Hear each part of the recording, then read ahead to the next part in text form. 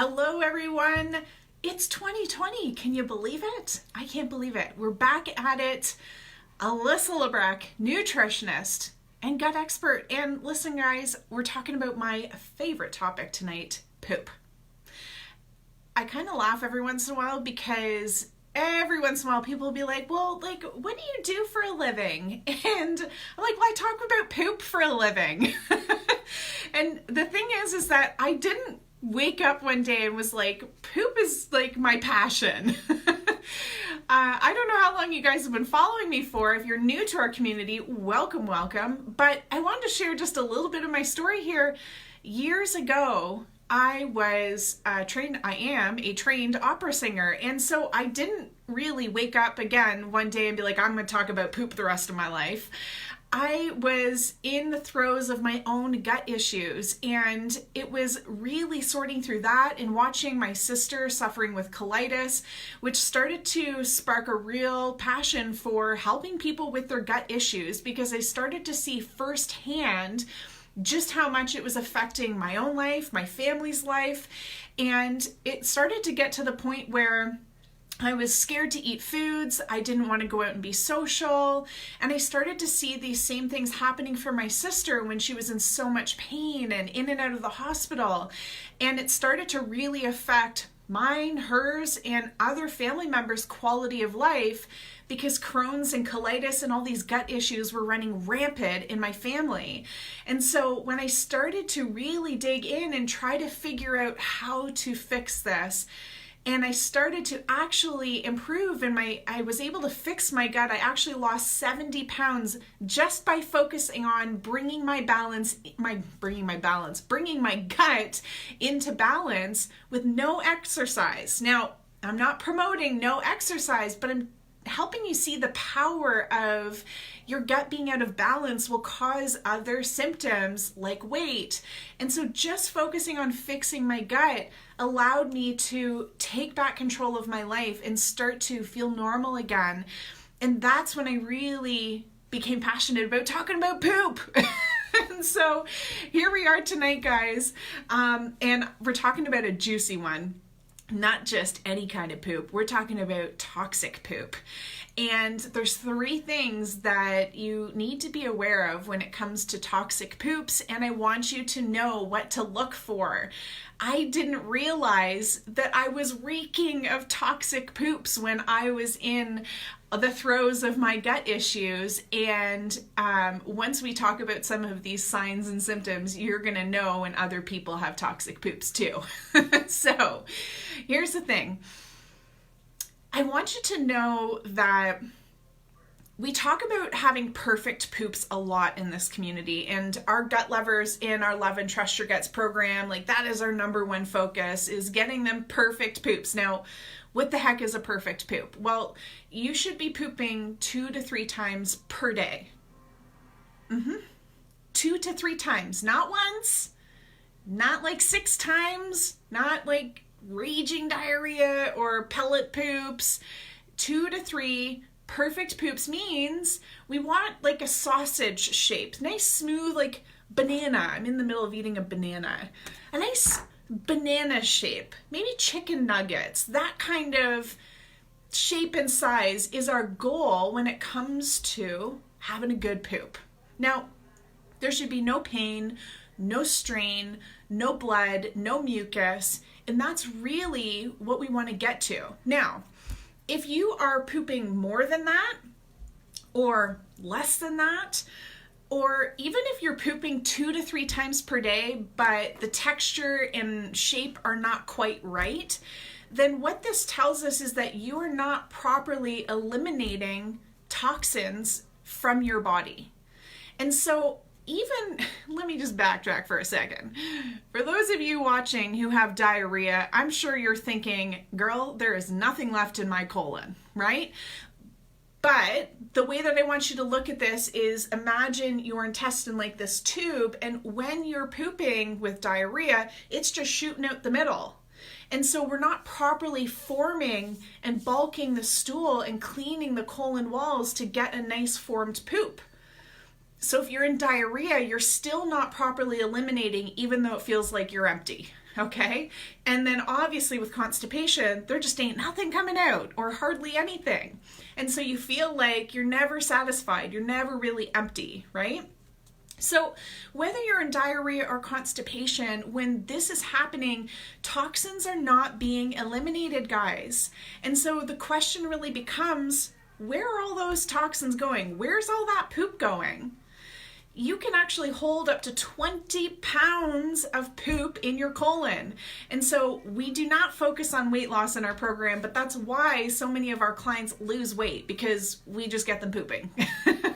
Now, let's start to talk about this a little bit more detail, because it's not enough just to say, well, if you're not pooping enough or if you're pooping too much, then you've got toxins in your body. I want you to have a little bit deeper understanding. So here's what I want you to think about. When you are not properly eliminating, and if, let's say, you're only going once a week or once a day, let's say you're missing anywhere from 7 to 14 poops per week. Okay, and so do the math on this, right? If you need to be going 2 to 3 times per day, then how many poops are you missing? All right. Now, when this is happening, when our body starts to build up this toxic load, the body it's forced to eliminate it somewhere, right? Somewhere the body is going to try to evacuate these toxins. So this is the fun part. Your body is going to push that stuff out with a sight, a sound, or a smell. This is where it gets juicy, guys. A sight, a sound, or a smell. So these are the 3 things that I want you to be really, really aware of, and we're going to break them down tonight. But I see there's some people jumping in the comments, so we got to jump back here. Okay, Terrell is saying, is anyone else experiencing terrible echoing feedback? I can't listen to this. First time I've had this problem. Oh, I'm sorry to hear that. Can anyone else let me know? Are you guys struggling with that same thing? Is there an echoing sound happening for you on your end? Can you please let me know? All right, Donna, oh, you're saying just stopped. Okay, good to go. Donna's saying no problem for me with the sound. Okay, great. We're good to go. So a sight, a sound, a smell. These are the 3 things that we need to be aware of. So when we are looking for the 3 things to tell if you got toxic poops, it's not just found in your poop. So let's talk about the first one. Let's talk about a sight. Now, this one is obviously going to pertain to your poop. We got to look at your poop. If you are not looking at your poop, you need to start looking at your poop. I'm serious. I know I've got a lot of people, they're like, you look at your poop? No, I just flushed the toilet. Yes, you have to look at your poop. It's telling you so much about what's going on inside your body. That's a whole other talk, but let's first talk about what to look for signs of troubles and toxins in your body. First and foremost, if you have any sort of mucus or blood happening, then we know that there's inflammation happening, and with that, there will be toxins. So right in your poop, right away, that is a first sign. The other thing to be really mindful of is the color of your stool can also indicate if there's problems going on. Now, light colored stool, kind of pale looking poops, chalky gray looking poops, these can really be an indicator that your gallbladder needs some support, you're struggling to break down fats. And also greasy poops. Greasy poops also tell us there's too much fat in your stool. And so while this isn't necessarily saying this is toxins, what it's telling us is you're not breaking your foods down properly, your bowels are not working properly, and we know if that's happening, then you're not eliminating toxins properly. All right? So that's what we want to look for sight in your poop. But the other really interesting thing is, as I said, if you are not eliminating your toxins through your poop properly, your body's going to push them out somewhere. And so the other place that I want you to be looking for toxins is topically on your skin. So this is where skin issues become really, really common. And often a lot of people have skin stuff going on and they don't think of it being associated with their gut, but it absolutely is. So if you have any sort of acne, rosacea, eczema, psoriasis, these types of skin issues, and I'll even say dandruff, okay, any sort of rashing, itchiness, these types of symptoms topically are telling us there's some sort of imbalance happening in the gut, and your body is trying to push this stuff out, whether it be bacteria, toxins, all of that good stuff. So if this is happening for you, we need to look at your toxic load. Now, the last thing that I want you to be looking for is your tongue. You need to take a look at your tongue, stick out that tongue, check it out in the mirror. Does it have any sort of white film happening on top? White coated. If that's happening, this is usually a sign that there's probably a bacterial imbalance. And again, when there's bacterial imbalance, we're not eliminating properly. We know there's going to be toxins present. So that's the first one. We remember sight, sound, smell. So we've got sight done, check. Let's start to look at a sound. Actually, one other juicy one I should backtrack on, sight-wise. This is probably less common, but also really important to take a note on. And especially if you are a smoker or if you are exposed to any sort of environmental toxins. The one thing that I want you to start looking at is your clothing and your bed sheets. Almost forgot this. This is so good. Write this down. Your bed sheets and your clothing, particularly your armpit clothing. Check out the armpits of your shirts. Check out your pillowcase and your bed sheets. If you are changing the color of your clothing and your bed sheets, then you have a high toxic load, and you really need to work on starting to get rid of some of those toxins. Okay, now this might sound like, what? That's a thing? Yeah, it's a thing. It doesn't happen for everyone. The bed sheets are less common, but check the armpits of your clothing. That's really common. So if you find the pit stains of your clothing are happening, that's not your deodorant. That is toxins that you are sweating out. Again, your body is going to force the elimination. If it's not coming out through stool, it's got to come out somewhere, and skin is the next place that your body's going to detox that through. So, woo, that's a good one. Sight. Let's talk about the sound. Now, I know you're probably thinking, well, that's easy. If I'm farting. Yes, if you are farting, and you find you're like a rootin' tootin' machine and you are clenching your butt cheeks all day long while you're at work and hoping to God that it's not going to be a smelly one, then this is also a sign that there's toxins, and also that your stomach is actually struggling to break down foods. To be clear, that doesn't mean that it's the food that's the problem. It's actually telling us that your stomach is struggling to break down that food. And that is often due to a toxic load, damage, and deficiencies that are happening in the gut. So be mindful of the sound of farting. The other sounds, though, that you might not be aware of is snoring. Are you snoring at nighttime? You might not know this. You might need to check with your partner or your spouse and just ask them, are you snoring at nighttime?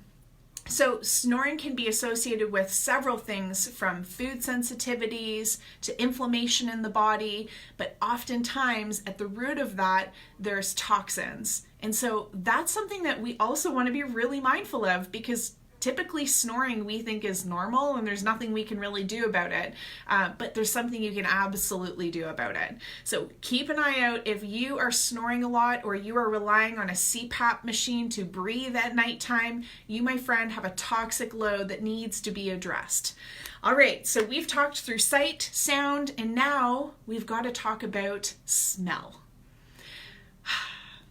We're not talking about roses either. We are talking about the stinky kind of stuff. And yes, I'm talking about your poop again. If you have toxic poops and you've got a toxic load happening in your body, your poops are going to smell like shit, right?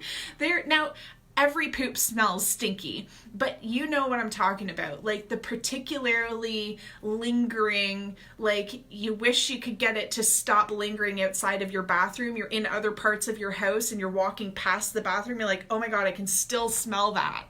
If that's happening, then you have a seriously high toxic load in your body, and all of those smells are the toxins, often bacteria and waste that are rotting inside your body. And so if you've got stinky poops, then I'll also have you keep an eye out for if you have muddy poops. And if you're having to wipe more than 2 to 3 times, then this is something that you definitely want to take a look at. So we're going to be talking about some things that you can do for this in just a couple of seconds. But if your poops are particularly stinky, you know what you got to do. Now, the same goes for farts. If your farts are like deadly. In fact, I can't share that story. Eric will kill me. Actually, I might have to now. But I have to tell you the story now. I hope he doesn't kill me later. So at nighttime, we sleep obviously we sleep together, and Eric loves sleeping with a fan on. It drives me bonkers, but he loves this freaking fan. And so I sleep downwind of this fan. And when Eric has had gas in the past, and that means he farts and then the fan blows it in my direction. And so anyways, that is the kind of thing that you want to check in on your partner with, because they'll quickly tell you whether your farts are particularly smelly that day. So here's the thing about smells. It also pertains to your farts. And here are some of the other interesting smells that you need to be looking for outside of just your poops and your farts. So one is your breath. If you're finding that you're relying on chewing gum a lot because you can smell your own breath, or you get this bad taste in your mouth, or if there's been a friend or a coworker who said like, your breath is like, it's bad.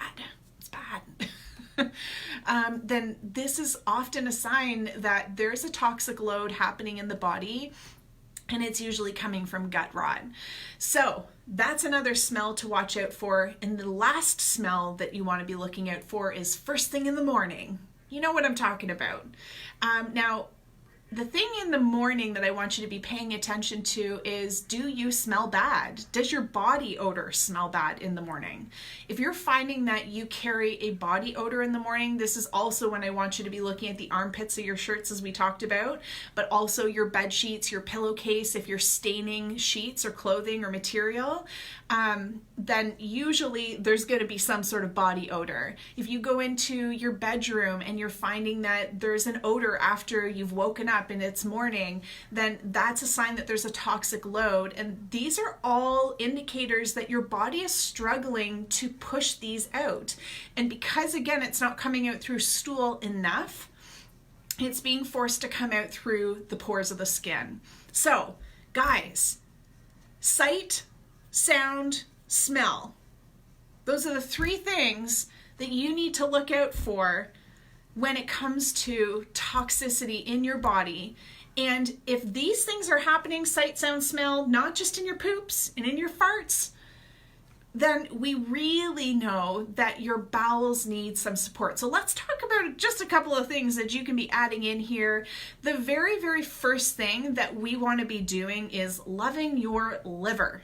Because here's the interesting thing about your liver.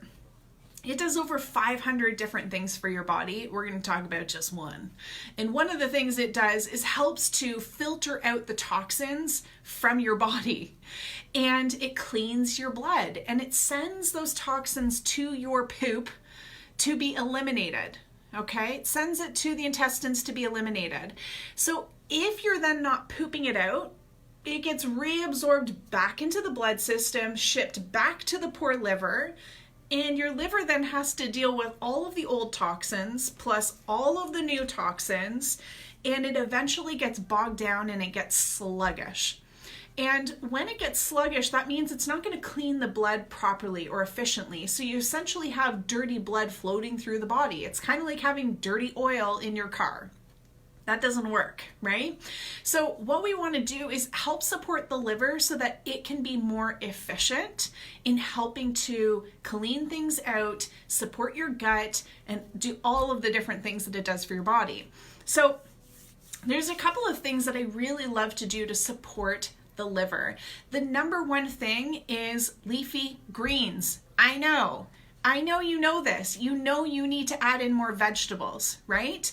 But I find sometimes it just doesn't happen. And so one of my favorite ways to make sure that I'm getting enough greens is getting a green supplement, okay? Now, what does this look like? One of my personal favorites is spirulina. Spirulina, S-P-I-R-U-L-I-N-A. It is a blue-green algae, and spirulina is called a superfood, actually. It's really, really great for you because it's rich in vitamins and minerals. It actually has some great protein content to it.